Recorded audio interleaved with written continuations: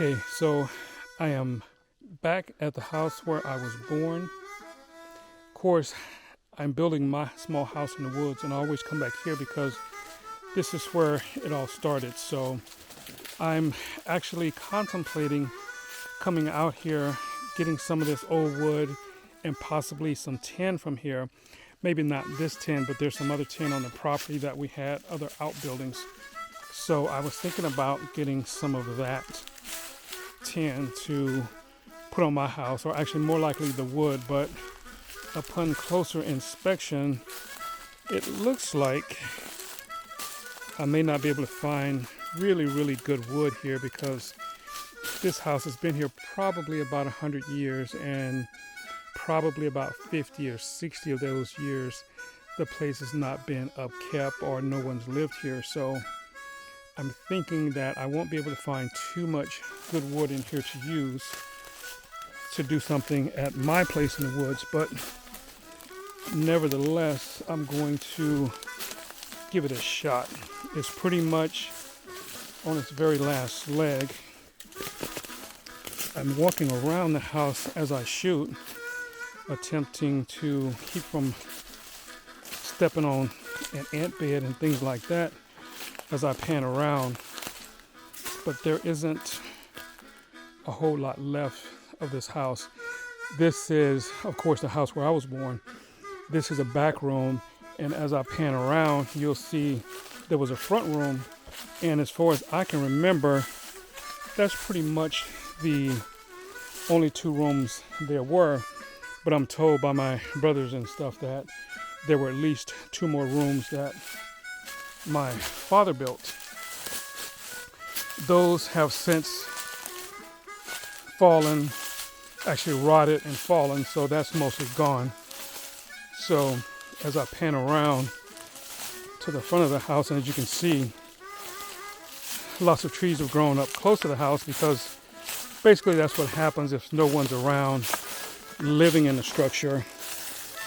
It will actually pretty much rot and fall. So this is pretty much what's left. As you can see, there's not a whole lot of usable stuff here, but still I'm gonna kind of look around. Over there right ahead of me, you can see on the wall there was no drywall or anything to help keep the weather out. So what we would do is take cardboard and put it over the cracks where there was space in between, so the cold air wouldn't come in. We wasn't so much worried about the summer, I don't think, because it's going to be hot anyway, so it's not a big deal. So that's where myself and about 9 of my other brothers and sisters were born, is in this place here. And this is pretty much it. So if I can pan around, you'll be able to see where there was more of the house. So right here was another room or two, as far as I know. So basically, all in all, it was probably about a 3 or 4 room house, shack, whatever. But of course, I was born in 1960, so this is what houses looked like in Alabama in those days. So this is where most black folk like myself were born. Maybe some poor whites and stuff like that also, but this is where we were born. And of course, you can see around here there are lots of trees.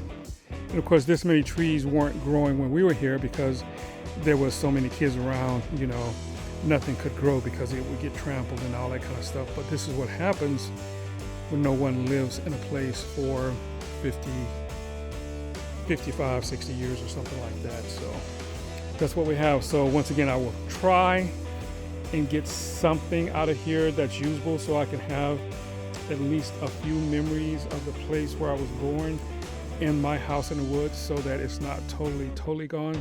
Now, over the years, there were a couple of things I pulled out of this house to keep as mementos. I'll just have to find those things. It was like things on the wall, some posters or things like that my mom used to have on the wall, because in most homes in the South, you'll either see, of that time, you would see Martin Luther King, Jesus, and I think that's about it. Martin Luther King and Jesus. Those were the two most famous photographs that you would see on any black person's wall. And maybe a president, maybe Kennedy or something like that. But that's what you would see on most black people's walls back in the day. So that's going to be it. I'm going to actually try and make my way out of here and not step on anything or fall into anything, since there are little holes out here that can kind of twist the ankle or something with. But that's the old homestead. So I'm getting out of here and I'm going to be headed back towards my house in the woods, because it's a little early now. I guess maybe about 2 o'clock. So I got a couple of hours of daylight that I want to get out there and make sure everything is good there, because today is my first day back and I'm just trying to make the rounds and get everything taken care of and make sure that I can actually get in there. So this is another outbuilding here that was on the property. Not sure what it was for and what it was used for, but if possible, I may try and get some of the tin off of here to use for my house someplace or something. The only thing is I have to be careful is when I disturb this tin. Don't know exactly what's been under there, what may still be under there, so I have to be careful. So back in the day when I lived here, this was the source of our water.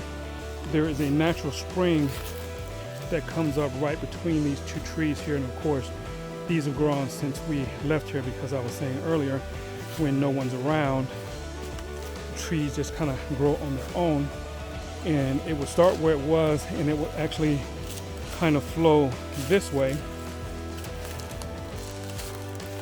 And there's a bigger section here.